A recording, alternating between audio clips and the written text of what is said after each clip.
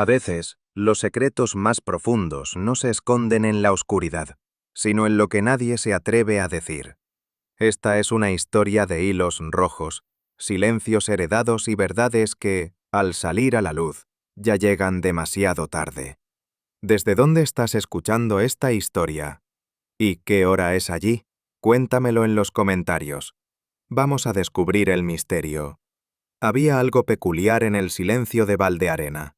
No era el silencio natural de un pueblo pequeño, sino uno que parecía cuidadosamente cultivado, como esos jardines demasiado simétricos que esconden la ausencia de abejas. Llegué por invitación de mi sobrina, que deseaba un poco de compañía durante su estancia en la casa de campo que había alquilado para escribir. Me pareció una excelente excusa para alejarme del frío de Saint Mary Mead y cambiar de té por vino de higo, al menos por unas semanas. Todo estaba en orden. Los saludos cordiales, los cestos de pan casero, la promesa de días sin sobresaltos. Pero lo que más me llamó la atención no fue lo que vi, sino lo que no vi. En los rostros de quienes cruzaban la plaza, advertí una compostura demasiado férrea, como si todos hubieran ensayado su papel aquella mañana. Incluso el aire, impregnado de lavanda, parecía medido. No dije nada, por supuesto. Solo asentí, sonreí y anoté mentalmente aquel detalle. La paz no siempre es inocente. Fue durante el almuerzo del día siguiente, en casa de la señora Benítez, cuando percibí la primera costura floja en ese delicado bordado social. La señora Benítez era una mujer de modales suaves y manos que aún recordaban el ritmo de la aguja, aunque hacía años que no cosía para otros. Nos recibió con té de anís, servilletas de lino y una mesa cubierta con encajes que hablaban de décadas de trabajo meticuloso.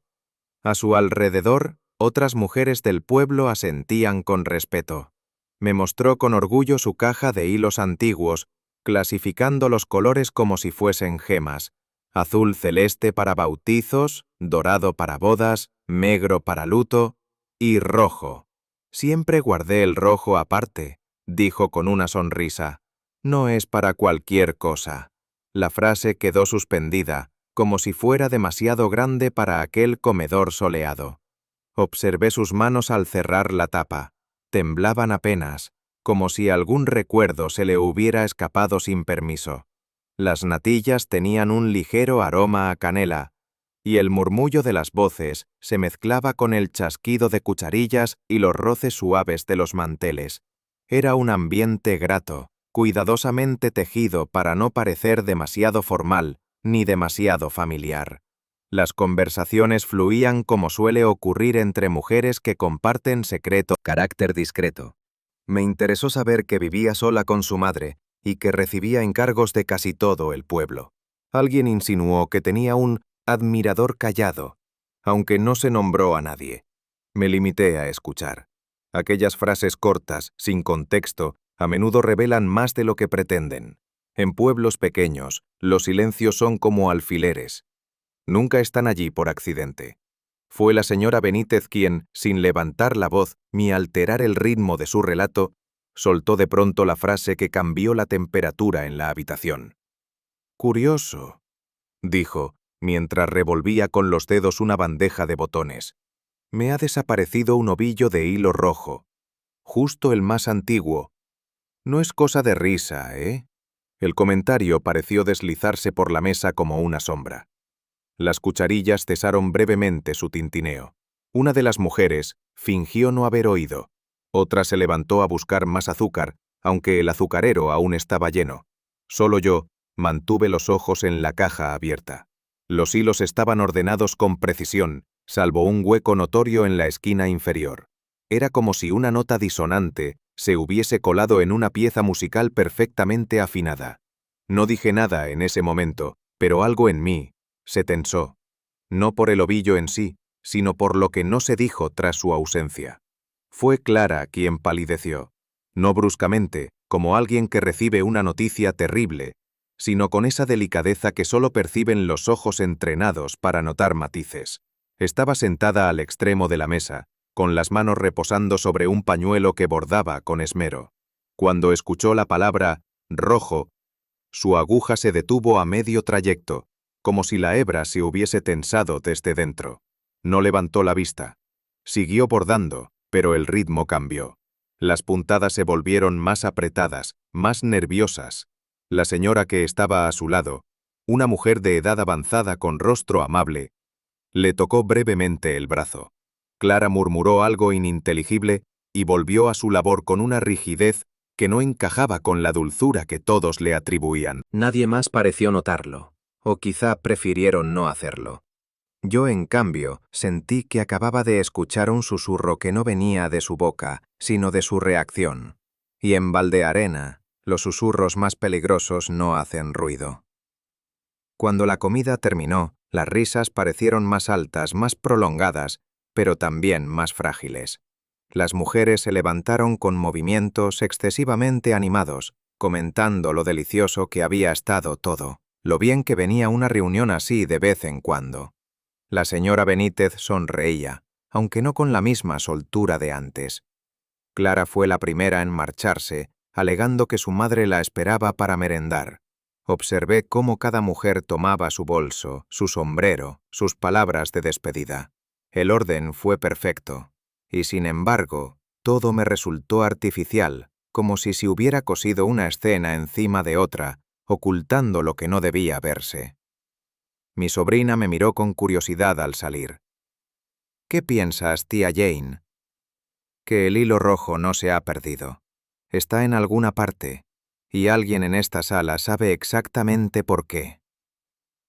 Ella no dijo nada más, pero yo noté que comenzó a escribir mentalmente. Para mí, en cambio, la historia apenas comenzaba. Lo supe antes de oír el grito. Había en el aire una crispación apenas perceptible, como cuando el silencio se quiebra no por ruido, sino por presagio. La siesta en Valdearena solía ser sagrada. Hasta los perros callaban. Pero aquella tarde, una voz aguda desgarró la costumbre. Me encontraba en el porche con un libro sin abrir sobre las rodillas cuando el grito atravesó la calle como una hebra tensa. Provenía de la casa de Clara Santisteban. Lo supe con una certeza que no necesitó confirmación. La sobrina que me acompañaba se puso de pie de inmediato, pero yo no. Permanecí sentada un instante más, como si el cuerpo necesitara procesar lo que el corazón ya había entendido. No fue el grito de una caída ni de un susto. Fue un sonido nacido del espanto verdadero. Y en los pueblos, donde todo está a la vista, ese tipo de gritos casi nunca es para alertar. Es para confirmar que algo irreparable, ya ha ocurrido. Llegamos cuando los primeros vecinos ya habían cruzado el umbral, con esa mezcla de urgencia y recato que caracteriza a quienes no saben si ayudar o presenciar. La puerta estaba entornada, y dentro se respiraba un silencio raro, húmedo. Solo la madre de Clara sollozaba, en una esquina, de pie, como si se negara a arrodillarse ante lo inevitable. La escalera de madera, vieja pero bien cuidada, descendía en espiral desde el piso superior hasta un rellano que daba a la sala. Allí, en que no encajaba del todo. Como si el desenlace no hubiese sido inmediato. Como si hubiera tenido un momento breve y decisivo para entenderlo. Nadie decía nada. El pueblo entero parecía conteniendo el aliento, temiendo que si alguien hablaba, el silencio revelaría más de lo que debía. «Se cayó, dicen», murmuró doña Carmela, su voz ronca de tanto negarse a romper. No miraba el cuerpo, miraba los escalones, uno por uno, como si tratara de identificar cuál la había traicionado. Pero no era incredulidad lo que se leía en sus ojos, sino rabia sorda. «Mi Clara no tropieza, no baja corriendo, no se distrae». Lo repitió 3 veces, casi con devoción, como quien reza una verdad para espantar la mentira. Alguien intentó calmarla, pero ella no se dejó tocar. Sostenía su bolso contra el pecho como un escudo. La escuché con atención. No era una madre ciega por el dolor. Era alguien que conocía muy bien los hábitos de su hija. Demasiado bien como para creer en una caída. En su rostro no vi angustia, sino un tipo distinto de certeza, una que no necesitaba pruebas, sino algo mucho más frágil. Intuición de madre. Y eso, en mi experiencia, rara vez se equivoca. Mientras algunos intentaban cerrar las cortinas y otros esperaban la llegada de la Guardia Civil, me acerqué a la escalera. No para ver el cuerpo. Eso no me habría aportado más de lo que ya sabía, sino para observar lo que lo rodeaba. Fue entonces cuando vi el hilo. Un fragmento delgado, rojo intenso, anudado con torpeza al pasamanos, casi a la altura del tobillo de un adulto. No estaba allí por accidente. No era un adorno ni una marca del uso cotidiano. Era un lazo breve, tenso en uno de sus extremos, como si alguien lo hubiera atado con prisa, sin mucho tiempo para ocultarlo. Me incliné con cuidado, simulando fijarme en el barniz desgastado de la madera. El nudo no era profesional ni infantil, era improvisado. Algo en su asimetría me inquietó. Si Clara cayó, ¿por qué habría un hilo atado allí? ¿Y por qué precisamente ese color? No lo toqué, por supuesto, pero su sola presencia bastó para coser una duda firme en mi pensamiento. Había un mensaje en ese hilo. Alguien lo había dejado atrás. O no pudo llevárselo. Cuando la Guardia Civil llegó, el protocolo devolvió cierta compostura a la escena, pero los rostros seguían tensos y las bocas, aunque cerradas, comenzaban ya a murmurar en las esquinas. Dicen que andaba rara últimamente. Oí decir a una mujer detrás de mí, que tenía algo entre manos. No dormía bien, añadió otra. Lo sé porque su madre vino a buscar tila la semana pasada. No intervine. Escuchar sin ser notada tiene sus ventajas, sobre todo en pueblos donde las palabras caminan solas y nadie las vigila. El rumor de una posible pena de amor apareció pronto, seguido de la idea del desaliento, y finalmente, de la palabra que flota en estos casos como amenaza latente, suicidio. Pero ninguno de aquellos comentarios coincidía con lo que había visto, ni con la expresión del rostro, ni con el hilo en la escalera. Clara no parecía haber decidido morir. Y aunque lo hubiera hecho, alguien más había estado con ella. De eso no tenía pruebas, pero sí una convicción creciente. Cuando los agentes terminaron su primer registro visual, me permitieron entrar brevemente a la habitación de costura contigua al salón. No con autoridad, claro, sino con esa confianza involuntaria que suelen otorgarme por mi edad y mi voz tranquila. Allí, sobre una silla, descansaba un ovillo rojo, uno que no estaba el día anterior en casa de la señora Benítez. Me acerqué y pedí guantes. Era una cortesía innecesaria, pero simbólicamente útil. Tomé el ovillo y lo sostuve un instante, sin hablar. La hebra comenzaba de forma desigual, como si hubiese sido cortada con los dientes, y aunque el nudo inicial parecía antiguo, el extremo colgante tenía una pequeña curva aún reciente, como si hubiese estado tensado hace poco. Lo deslicé entre los dedos, notando su textura. Áspera, más de lo que imaginaba para un bordado común. Era hilo de resistencia, no decorativo. Y la tonalidad, idéntica al nudo del pasamanos. No dije nada. Guardé el ovillo con delicadeza sobre la misma silla y salí. Afuera el sol comenzaba a bajar, pero en mí algo acababa de subir. No podía decir qué, aún. Solo sabía que aquel hilo no había mentido, y que alguien, por pequeña que fuera su puntada, había dejado una intención cosida a la muerte. Desde muy temprano, noté que Valdearena había cambiado de temperatura. No el aire, ni el clima, sino otra cosa. La forma fingió no haberme visto al pasar. El luto aún no se había instalado del todo, pero el rumor ya lo había hecho suyo. Clara, que hasta hacía poco no era tema de conversación, ahora aparecía en cada frase, como si su muerte les diera permiso para conocerla retroactivamente. Pero lo curioso era que a pesar de tanto cuchicheo, nadie parecía haberla conocido realmente. Todos sabían algo sobre ella, pero nada íntimo, Nada profundo. Solo retazos de conducta, supuestos, sospechas. Aquella ausencia de certezas tejía un retrato más inquietante que cualquier escándalo. Y en pueblos como este, los huecos en una historia dicen más que las palabras que se pronuncian. Acepté la invitación de la señora Aranda para unirme al círculo de costura de los jueves, no porque tuviera urgencia de bordar, aunque siempre lo he considerado una actividad sumamente reveladora, sino porque sabía que ahí se entrecruzaban no solo hilos, sino versiones. Nos sentamos en semicírculo, cada una con su labor entre las manos. El sonido de las agujas atravesando la tela era como el de un reloj sin manecillas, constante, casi hipnótico. Nadie me preguntó directamente por mi opinión sobre la muerte de Clara, pero todas, de una u otra forma, hicieron alusiones cuidadosamente disfrazadas. Yo siempre dije que una muchacha tan callada algo escondía, comentó una mujer con ceño de autoridad moral, y tan seria, añadió otra. Eso no es sano en una joven. No interrumpí, solo asentí, puntada a puntada. Aquellos juicios suaves, disfrazados de preocupación, eran más peligrosos que cualquier acusación abierta. No buscaban verdad, sino reafirmación.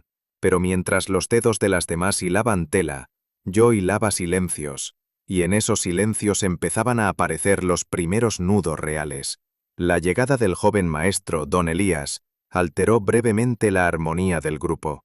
Venía a entregar unos libros para la biblioteca parroquial, pero su aparición desencadenó un murmullo casi imperceptible entre las más mayores. Él lo notó, por supuesto, y lo encajó con esa cortesía nerviosa de quien está acostumbrado a ser observado. Alguien, no fui yo, le preguntó si había conocido bien a Clara. Su respuesta fue rápida y perfectamente modulada, solo de vista. La saludaba al pasar, nada más. Pero su voz titubeó ligeramente en la segunda frase, y sus manos, que sostenían los libros, se tensaron como si cargaran algo más que papel. Las mujeres lo miraron con una mezcla de simpatía y sospecha, una mezcla muy común en los pueblos cuando se trata de hombres jóvenes que no se casan ni se explican. No lo acusaban, aún, pero tampoco lo absolvieron, y en ese equilibrio incómodo, el maestro parecía saber que cualquier palabra de más podía inclinar la balanza. Fue durante una visita breve a la tienda de ultramarinos cuando escuché algo que rompía el patrón de rumores vagos.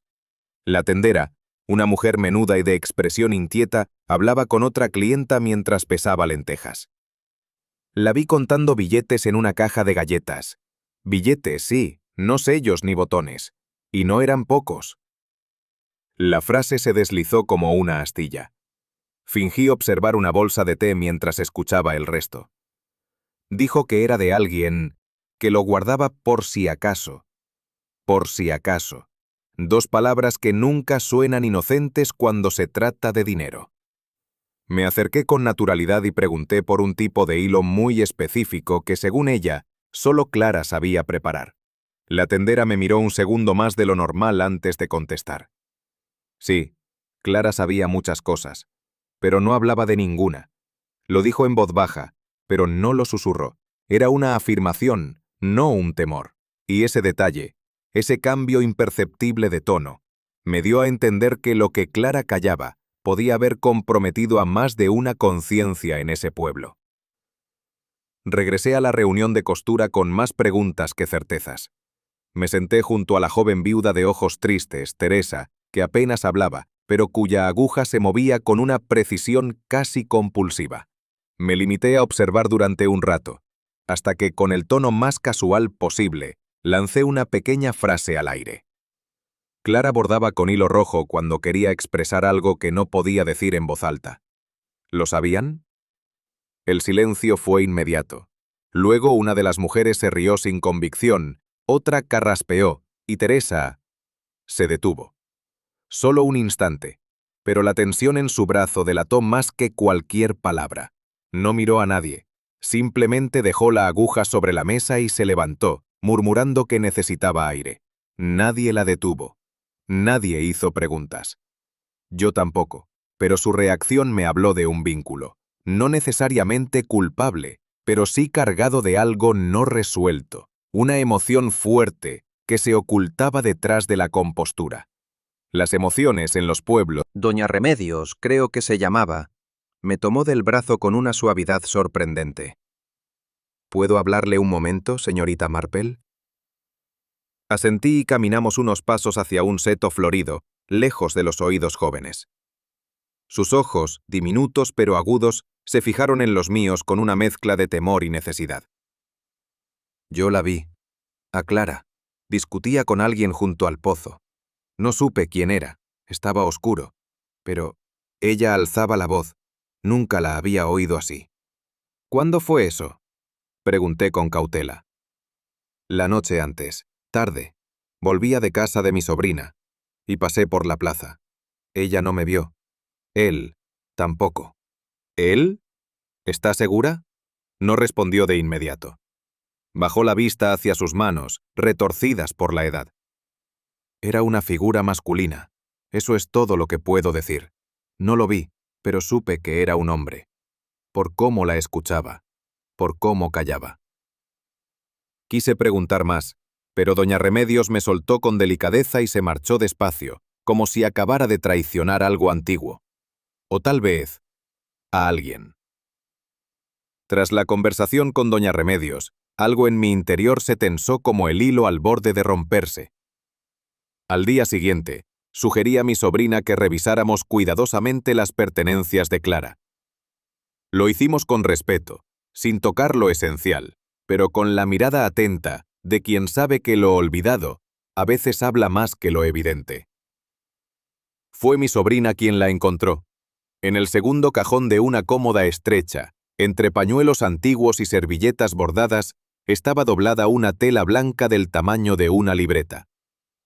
El lino era fino, cuidadosamente almidonado, y la esquina asomaba con una rigidez que sugería haber sido planchada hacía poco. No era una prenda ni una muestra de trabajo. «Esto no estaba a ti antes», dijo ella casi en un susurro. No lo toqué aún. Observé cómo la tela parecía ocupar su sitio con demasiada intención, como si alguien la hubiera dejado allí para ser encontrada, pero no demasiado pronto. En los pueblos, hasta lo que se oculta se guarda con método, y ese lino no hablaba de costumbre, sino de mensaje. La desplegué con lentitud, más por intuición que por miedo. A veces el contenido de una tela puede ser más devastador que el de una carta. Esta lo fue. Sobre el blanco impecable, en hilo rojo sangre, alguien había bordado con letra firme: «No puedo más, pero no me silenciarás. Estoy preparada». Las letras no eran grandes, ni torpes, ni improvisadas. Cada trazo era exacto, sin adornos innecesarios. Era una voz que hablaba sin temblor, desde una decisión ya tomada, pero la tensión de cada punto, la limpieza del bordado, indicaban algo más inquietante. No desesperación, sino control. Mi sobrina me miró sin saber qué decir. Yo tampoco hablé de inmediato. Esa frase podía leerse como una despedida, pero también como una advertencia. Lo que me inquietó no fue su contenido explícito, sino lo que no decía. Preparada. ¿Para qué?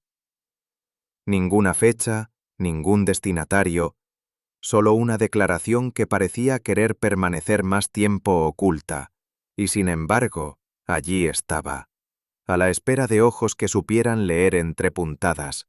Lo dejé sobre la mesa, sin pronunciar juicio, pero en mi interior la sospecha empezó a tomar forma. Aquello no era una nota, era una herida bordada con hilo firme. La noticia de la carta bordada se extendió con la rapidez característica de los secretos compartidos a media voz. Pronto la palabra suicidio volvió a instalarse en las conversaciones, esta vez con un aire de certeza. Aquellas frases, decían, eran propias de alguien que había decidido poner fin a su dolor. Otros más cautos preferían pensar en una amenaza, una manera dramática de llamar la atención. Yo no opiné en público. Las opiniones anticipadas suelen ser trampas disfrazadas de sentido común. Pero en privado, No pude evitar repasar mentalmente el tono de aquellas palabras. No me silenciarás, no es una súplica, ni un ruego desesperado. Es una afirmación, una declaración de resistencia, y lo más perturbador, estoy preparada. ¿Preparada para qué? ¿Para morir? ¿O para hacer público algo que alguien prefería mantener en la sombra? La claridad del hilo rojo, la frialdad con que fue bordado, me hablaban de alguien que no actuaba bajo impulso, sino desde la convicción. Eso precisamente era lo que más inquietaba. Menos rígida. No parecía parte del mismo impulso emocional. Mi sobrina, al leerlo, arqueó las cejas. ¿Sabes quién es? Negué despacio. El nombre no figuraba entre los conocidos habituales del pueblo, al menos no entre quienes aún caminaban sus calles. Pregunté después de forma sutil durante el paseo de la tarde. Nadie recordó a ninguna Aurelia actual. Una mujer mayor, llamada Doña Pilar, mencionó vagamente que ese nombre había estado de moda hace décadas, pero no pudo asociarlo a ningún rostro. Lo curioso es que nadie se atrevió a preguntar por qué me interesaba, como si intuyeran que detrás de ese simple nombre se ocultaba algo más que una coincidencia. Y en efecto, lo que aquel nombre sugería era una verdad perturbadora. Si no era Clara quien había bordado el mensaje, ¿había sido Aurelia quien lo dejó? ¿O acaso la tela pertenecía a otra historia? Esa noche, pedí permiso para examinar otras piezas de bordado que Clara había dejado. Algunas estaban enmarcadas, otras dobladas con mimo en un baúl de madera. Las comparé con la tela blanca bajo una luz discreta, sin prisas. El contraste era evidente. El estilo de Clara era más ligero, casi poético. Sus puntadas formaban letras suaves, con pequeños rizos en las esquinas y cierta inclinación natural hacia la derecha. Sus bordados, incluso cuando transmitían frases religiosas o fechas, tenían una calidez sutil, como si fuesen hechos más con el corazón que con el deber. El bordado en la tela blanca, en cambio, era firme, recto, deliberado, sin adornos. Cada letra parecía haber sido medida 2 veces antes de ejecutarse. Había precisión, no emoción, y eso lo hacía más inquietante. Comparé también la esquina firmada como Aurelia con otras firmas, y aunque no tenía una muestra directa de aquella mujer, sí recordaba una antigua toalla colgada en casa de la señora Benítez, marcada con un estilo casi idéntico. No dije nada aún, pero esa coincidencia me recordó algo que siempre he creído. En los pueblos, las telas no viajan solas. Siempre hay manos conocidas detrás de cada puntada. A la mañana siguiente volví sola a la habitación donde guardábamos la tela. La desplegué sobre la mesa y la observé largo rato, como si el hilo fuera capaz de hablar si se le ofrecía suficiente silencio. Pensé en Clara, en sus manos suaves, en su estilo delicado, y me costaba imaginarla bordando algo tan tajante. Aquello no era su voz, y entonces lo supe. Esa tela no había sido escrita por Clara, había sido escrita para ella, o peor aún, contra ella. La elección del hilo rojo no era inocente. En Valdearena todo el mundo sabía, al menos las mujeres, que Clara reservaba ese color para lo que llamaba las verdades. Una broma privada, quizá, o una costumbre nacida de algo más profundo. Si alguien quería dejarle un mensaje a Clara con intención de herir o advertir, qué mejor forma que usar su propio símbolo. Pero la idea más perturbadora fue otra. ¿Y si la tela fue encontrada después de su muerte y colocada entre sus cosas con premeditación? No para decir la verdad, sino para manipularla. La escritura bordada, la firma de otra mujer, el tono contenido, todo sugería cálculo, no impulso. Y de pronto, Clara no parecía víctima de su desesperación, sino del silencio ajeno. Alguien había usado su código íntimo, su color, su lenguaje. Le había robado la voz. Y eso, en un pueblo donde las mujeres se comunican más por telas que por palabras, era una forma de asesinato invisible. El descubrimiento de la tela bordada con palabras prestadas me dejó inquieta. Había algo profundamente injusto en la idea de que una voz pudiera ser imitada con tanta precisión y usada en su contra. Al día siguiente visité a doña Carmela. Llevaba la mirada hundida, pero no extraviada. El luto la sostenía con una rigidez que no era del todo tristeza. Con la mayor suavidad posible, le pedí permiso para revisar la caja de costura de Clara. Lo hice sin rodeos, sin disfrazar la intención bajo gestos sentimentales. Ella no preguntó por qué. Se limitó a asentir lentamente, como si ya supiera que ese momento llegaría, y me condujo hasta una habitación modesta, limpia, casi intocada.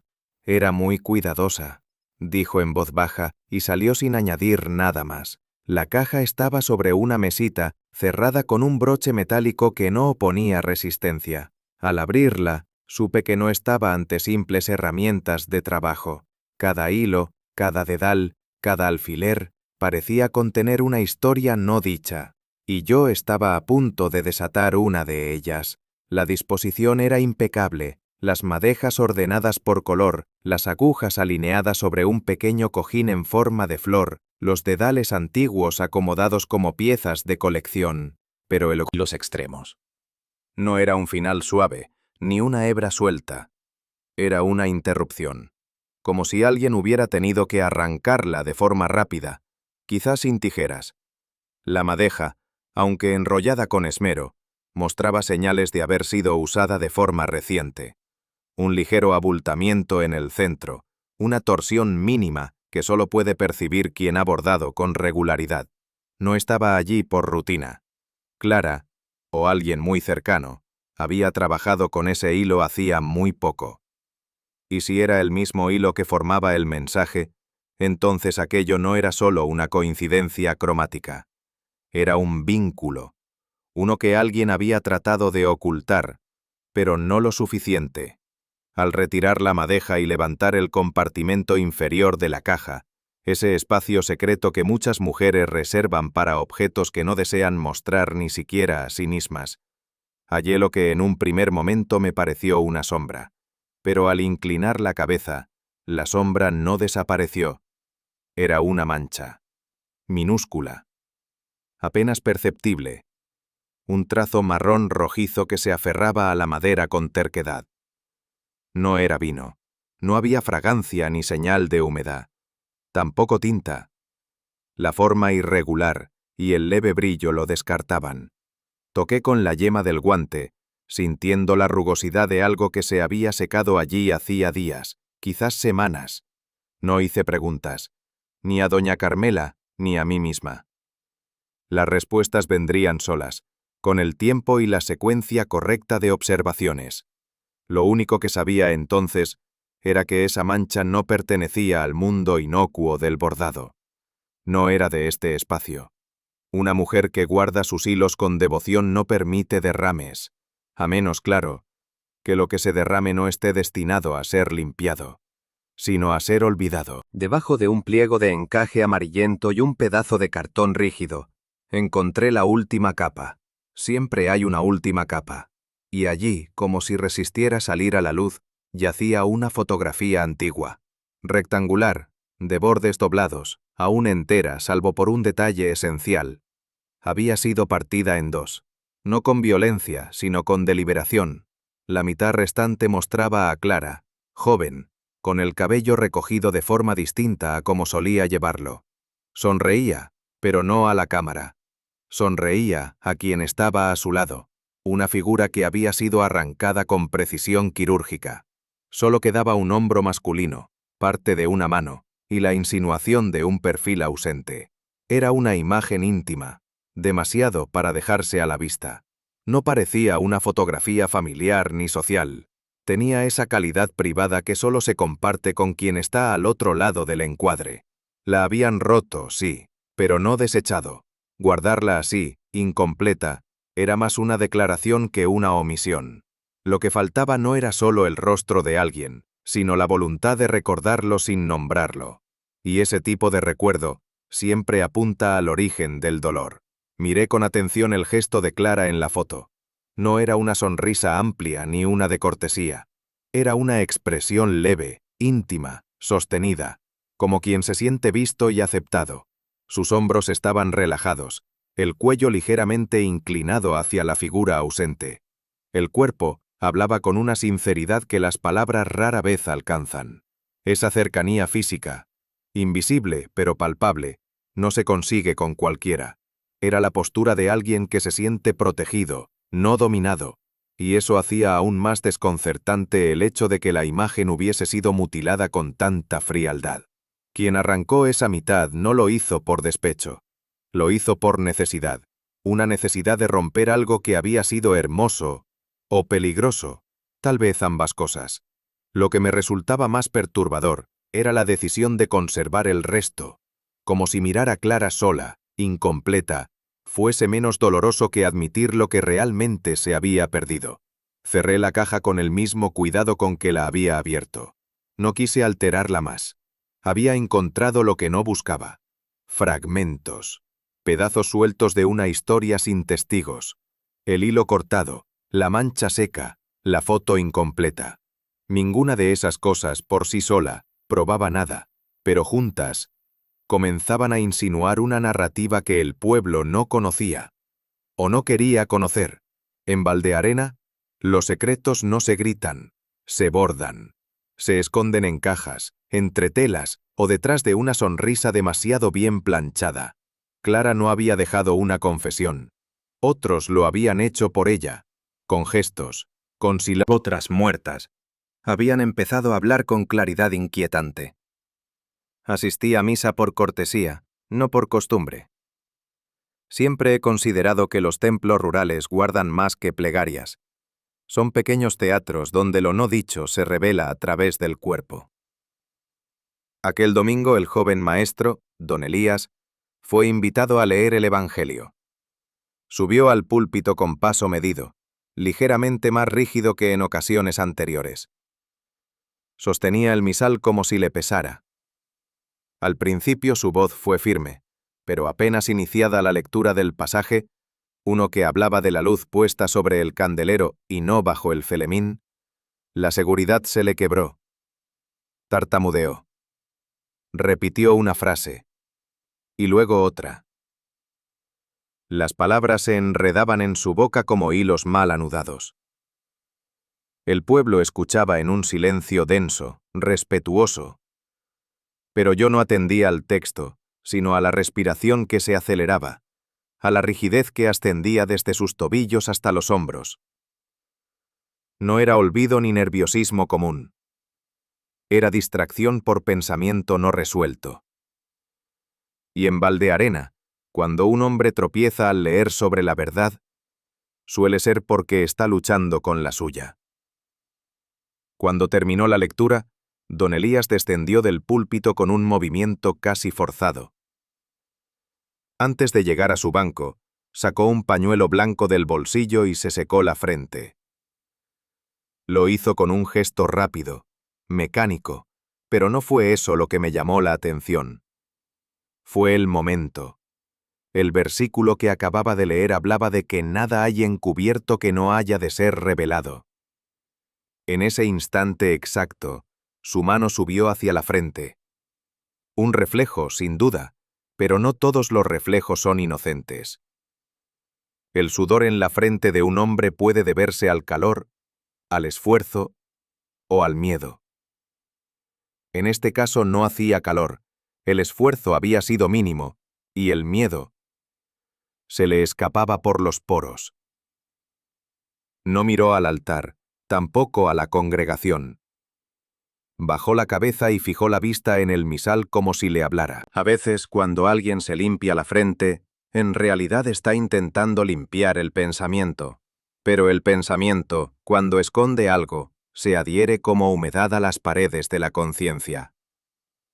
Volví a la iglesia por la tarde, cuando el sol comenzaba a deslizarse entre los tejados y el silencio se había asentado de nuevo entre los muros. No buscaba rezar, sino entender. Los espacios vacíos tienen un modo particular de contar la verdad. Ya no hay testigos, solo huellas. Me sorprendió encontrarlo allí, de rodillas, en el banco lateral izquierdo. Estaba solo, la cabeza inclinada, las manos unidas, pero no en súplica, sino en resistencia. A veces, uno se arrodilla no para implorar, sino para que el cuerpo no colapse. Me acerqué despacio. Él no se volvió, pero sé que percibió mi presencia. La iglesia contenía un silencio distinto al de la mañana, más espeso, casi resignado. Lo observé unos segundos más y entonces hablé, con la suavidad que solo el desvelo permite. Hay pecados que no están en el catecismo, don Elías. No respondió, pero no se levantó. Permaneció así, clavado en su propio examen de conciencia, como si mis palabras no fueran una acusación, sino el eco de algo que él ya se había dicho muchas veces, y sin lograr absolverse. Finalmente se giró, lento, como si el cuerpo pesara más que la vergüenza. Se sentó en el banco con los codos apoyados sobre las rodillas. Su voz tardó en llegar. Clara. Empezó, pero se detuvo. Sus dedos se entrelazaban con torpeza, como si intentaran recordarle qué decir. Clara sabía algo de mí, de antes. Lo dejé hablar. El silencio que lo rodeaba era más eficaz que cualquier pregunta. Fue hace años. Nada grave. Un malentendido. Pero en este pueblo, los malentendidos no se olvidan. Ella lo descubrió, no sé cómo, y me enfrentó. ¿Qué quería? Pregunté sin rodeos. No dinero, no fama. Dijo, con un hilo de voz. Solo que yo reconociera lo que había hecho, que lo nombrara, que no me escondiera detrás de mi imagen. ¿Y lo hizo? No, no del todo.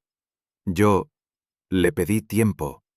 Le dije que no podía, que me arruinaría. Ella dijo que no le importaba. Guardó silencio un instante y luego añadió con un suspiro. Solo quería recuperar lo que era mío. No hacerle daño. Me fijé entonces en sus ojos. No había en ellos alivio por haber confesado, sino miedo por lo que aún no se había dicho. Porque a veces, la culpa no nace del acto, sino con ternura. Era una verdad parcial. Y las verdades parciales son más peligrosas que las mentiras, porque descansan sobre fragmentos ciertos. Uno puede aferrarse a ellas y creer que ya ha cumplido con la justicia. Había algo que no me había dicho, algo que le quitaba el sueño más que la amenaza de Clara, algo que no podía limpiar ni con confesión ni con silencio. Lo vi en la forma en que bajó la vista cuando me puse de pie, como si supiera que yo también había comprendido que lo más grave no era lo que había hecho, sino lo que había permitido. Antes de cruzar la puerta, me detuve. Aquel templo, tantas veces refugio de rumores disfrazados de plegarias, me ofrecía ahora una verdad suspendida. Sentí que debía dejar algo en el aire, no como castigo, sino como espejo. Don Elías, dije sin volverme. Usted dijo que solo quería recuperar lo que era suyo. Él no respondió. ¿Y lo consiguió antes o después de que ella muriera? El eco de la pregunta quedó flotando en el pasillo. No hubo palabras, solo un suspiro largo, uno de esos que no liberan, sino que aprietan. No necesité escuchar nada más. Sabía que esa duda lo acompañaría más que cualquier sermón. Salí sin mirar atrás. A veces, en las confesiones tardías, no hay que buscar respuestas. Basta con plantar la pregunta exacta, en el momento justo. El remordimiento, si es auténtico, sabrá qué hacer con ella. Y en Valdearena, donde los pecados no se confiesan en voz alta, sino en temblores, sudores y silencios, aquel hombre acababa de entrar por fin en su propio calvario. Salí de la iglesia con la pregunta aún flotando en el aire, como si su eco quisiera seguirme hasta casa. Pero al llegar a mi cuarto de huéspedes, me obligué a repasar lo que verdaderamente importaba, no los rostros, no las versiones, sino los objetos. Había 3 elementos que no se alineaban con el relato de nadie. El bordado inacabado, el hilo rojo con un nudo demasiado tenso, y aquella pequeña llave de forma extraña que hasta ahora nadie había reclamado. Recordé el bordado de Clara. No solo estaba incompleto, sino alterado, como si el patrón original hubiera sido interrumpido bruscamente. Luego el hilo, ese tramo cortado de manera irregular, pero unido después con una precisión que no se aprendía por ensayo, sino por instrucción formal. Y por último la llave, pequeña, antigua, sin etiqueta, encontrada entre algodones, como si alguien hubiera querido ocultarla sin deshacerse de ella. 3 piezas sueltas, 3 ausencias más que presencias, como si alguien hubiera intentado borrar una noche entera de la historia, confiando en que el olvido haría el resto. Pero los objetos, a diferencia de las personas, no saben mentir, solo esperan ser observados con suficiente cuidado. Fue mi sobrina quien, al acomodar unos utensilios en el cuarto de costura, encontró la caja. Una pequeña pieza de madera clara sin ornamentación, con una cerradura oxidada que no parecía haber sido usada en años. A simple vista era una caja más, pero cuando la alzó, notó el leve sonido de algo moviéndose dentro, y me llamó. La probé con la llave olvidada. Encajó sin esfuerzo, como si ambas piezas hubiesen estado esperando reunirse desde hacía mucho. El clic del mecanismo fue discreto, casi tímido, como todo en aquella casa. Abrí la tapa con lentitud. Dentro no encontré tijeras ni hilos, sino algo mucho más inesperado. Un conjunto de papeles doblados con esmero, algunos amarillentos por el tiempo, otros más recientes, con tinta que aún conservaba algo de brillo. La caja no pertenecía al mundo visible del hogar. Era un recipiente de secretos, oculta no por valor económico, sino por su contenido emocional. Y ahora, al estar abierta, era como si la historia misma se hubiera atrevido a exhalar por primera vez, aunque todavía no sabíamos lo que diría. Examiné los documentos uno por uno. El primero era un recorte de periódico, fechado hacía más de una década. Relataba la muerte de una joven llamada Teresa Alcántara, fallecida en circunstancias no esclarecidas durante un tratamiento experimental en una clínica de la capital. El segundo documento era una receta médica, firmada con una caligrafía firme. Doctor Arturo Serrano. La fecha coincidía con los días previos a la muerte de Teresa. Y por último una carta, breve, escrita con una letra contenida, sin floritura, hilos, como si incluso en lo emocional hubiera buscado siempre orden. El hallazgo cambiaba la dirección de mis pensamientos. Clara no era solo víctima ni testigo. Había estado ligada, íntimamente, a un pasado que muchos creían olvidado. Y ahora comprendía que su bordado, su silencio, su miedo, tenían una raíz más profunda que cualquier chantaje reciente. Volví a observar el bordado.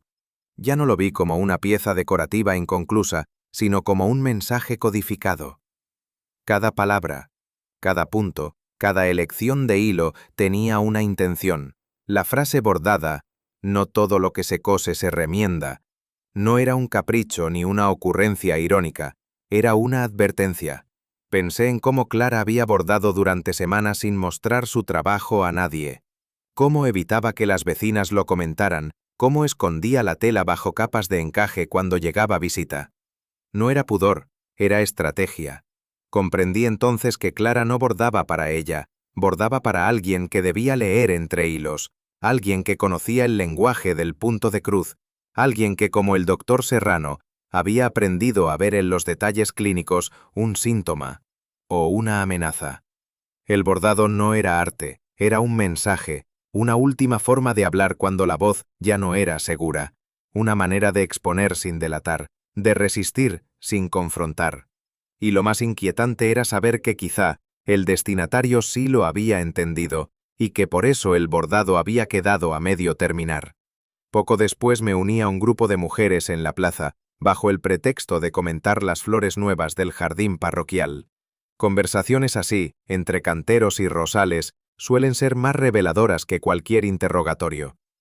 Cuando una de ellas mencionó la salud de su hija, surgió el nombre del doctor Serrano. Las reacciones fueron casi coreográficas. Una inclinó la cabeza, otra desvió la mirada, una tercera murmuró que no hay mejor médico en toda la comarca. Pero ninguna lo dijo con la voz de quien simplemente admira. Era la voz de quien defiende lo que necesita proteger. En ese momento comprendí que el prestigio de Serrano no era solo médico, sino moralmente blindado. Había en él una figura respetada, pero también temida. Y en los pueblos pequeños, ese tipo de respeto suele nacer de deudas invisibles. No pregunté, solo escuché, porque las mujeres de Valdearena no revelan secretos, pero sí los rodean con silencios elocuentes. Y en ese círculo de voces suaves y dedos que deshojan margaritas, percibí que Serrano había tejido algo más que fama. Había cultivado una devoción que, a su modo, funcionaba como un cerrojo, o como un pacto. Volví a la casa de Clara con un solo propósito: observar la escalera. No como arquitecta ni como vecina preocupada, sino como tejedora de patrones. La barandilla aún tenía restos del hilo rojo, enredado con aparente descuido. Pero lo examiné con cuidado. El hilo no estaba suelto, había sido enrollado con una tensión exacta, la que uno aprende no por instinto sino por repetición disciplinada. No era un accidente. Retrocedí mentalmente cada paso. Clara subiendo, la mano buscando apoyo, el leve tirón y el desequilibrio. El nudo, colocado justo en la curva donde el cuerpo perdería estabilidad. La alfombra, ligeramente ladeada. El ángulo del codo, anticipado. Fue una coreografía, no un tropiezo. Alguien había preparado cada detalle para que pareciera fortuito. Pero en los gestos cotidianos no hay perfección, solo ritmo. Y este accidente tenía la precisión de un ensayo. Me estremecí al pensar que quien lo preparó no buscaba matar, al menos no de inmediato. Quería asustar, quizás. Silenciar. Pero algo salió mal. O quizás, exactamente como había sido planeado.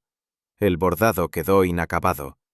La caja fue olvidada, pero el hilo hablaba todavía. El nudo en la barandilla tenía una particularidad. No era uno común, de los que cualquier ama de casa haría con prisa. Era exacto, simétrico y, sobre todo, entrenado. Reconocí esa tensión en las manos de quienes han trabajado con vendajes, con suturas, con pacientes. No era un nudo improvisado. Era el tipo de gesto que se repite 1000 veces hasta hacerse reflejo. Y en Valdearena, solo un hombre lo haría así, sin saber que, al apretar el hilo, había dejado su firma, una firma invisible para todos, excepto para quien conoce los secretos que esconde el arte de coser. La mañana siguiente me sorprendió con una calma engañosa, como si el pueblo hubiera decidido contener el aliento sin saber por qué. No envié cartas, ni hice llamadas, solo pasé, una, por las puertas necesarias, uno a uno fueron llegando. Algunos con gestos tensos, otros con esa falsa normalidad que tanto abunda en los pueblos. Cuando todos estuvieron presentes, cerré la puerta con suavidad y me senté al borde de la alfombra, donde aún quedaba el rastro invisible del hilo que, semanas atrás, había cambiado el destino de una mujer. Hablé sin levantar la voz. Las palabras, cuando son verdaderas, no necesitan altura. Observé el ovillo rojo sobre la mesa y lo toqué con suavidad, como si su tacto pudiera revelar aún el calor de las manos que lo sostuvieron. El hilo rojo, dije, no era solo hilo para Clara, era un lenguaje, un modo de decir lo que nadie le permitía nombrar. Cada nudo, cada giro, cada frase bordada, era una forma de resistencia. Me detuve, viendo cómo la mirada de la señora Benítez descendía hacia sus manos entrelazadas. Recordé los pañuelos bordados con letras dispersas, las frases que parecían proverbios, pero que ocultaban súplicas. Clara bordaba para ser leída, no admirada. Bordaba porque hablar era peligroso. No es casualidad, proseguí, que eligiera siempre el mismo tono de rojo, porque no era cualquier hilo, era el mismo con el que en otro tiempo alguien más remendaba pequeños vestidos. Las palabras flotaron en el aire como un recuerdo apenas insinuado, y vi cómo una sombra pasaba por el rostro de la mujer sentada frente a mí. El hilo no solo unía puntos de tela, unía también, de forma sutil, dos vidas que nunca debieron separarse. La señora Benítez no habló de inmediato, tampoco lo negó, pero en su silencio hubo algo que se quebró. Me bastó ese leve temblor en su labio inferior para saber que ya no se sostenía la versión oficial. Clara era mi hija. No gritó, no lloró, solo lo dijo, como quien deja caer una aguja al suelo y escucha su eco años después. Algunos en la sala contuvieron la respiración. Otros, como la señora León, la madre adoptiva, cerraron los ojos como si aquello fuera una confesión ya sabida, aunque nunca pronunciada. Me pregunté cuánto de esa historia conocía el pueblo. Sospechas, quizás, rumores, pero nadie había osado confirmarlos. Me obligaron a callar, dijo la mujer con una voz oxidada. Yo era demasiado joven, y su familia necesitaba una hija. Hubo un gesto de incomodidad general, como si el aire se hubiese vuelto espeso. Recordé entonces las miradas evitadas, las frases que se interrumpían al mencionar a Clara, el respeto excesivo hacia la señora Benítez. No era respeto, era complicidad. Todo el pueblo había tejido puntada a puntada el silencio alrededor de una verdad antigua. Ella quería hablar, dijo la señora Benítez, y esta vez su voz tembló de verdad. Quería marcharse, decirlo todo. No me lo pidió, me lo anunció, como si ya no necesitara mi permiso. Respiró con dificultad, como si ese recuerdo le oprimiera el pecho aún. Me limité a escuchar. El dolor, cuando es genuino, no necesita consuelo inmediato. Solo espacio. Discutimos. Le pedí tiempo, días, quizás semanas, pero Clara estaba decidida. Ya había bordado la última pieza. Me lo mostró. No lo dijo con palabras, pero lo entendí. Ella iba a entregárselo a alguien. Hizo una pausa, breve, como quien teme pronunciar lo siguiente. Yo fui a su casa. No iba a hacerle daño, solo quería que me escuchara, que se detuviera. Miró el suelo como si lo buscara allí. Pero empezó a subir las escaleras. Yo intenté detenerla, solo eso. No sé cómo sucedió. Un tirón, un mal paso. Calló. Fue en ese silencio, más que en cualquier palabra, donde comprendí lo esencial. El crimen no había sido premeditado. Pero el silencio posterior, ese sí fue deliberado. Fue la elección de una madre atrapada entre la culpa, el amor y el miedo a la verdad. No sabía qué hacer, murmuró. No podía dejarla allí, pero tampoco podía contar la verdad. Sus ojos se posaron por primera vez en toda la tarde en el ovillo de hilo rojo. Lo vi en el suelo. Se había desenrollado, como si me apuntara. Entonces lo entendí. No había sido una escena improvisada, sino una reconstrucción apresurada, torpe, hecha desde el impulso y la desesperación.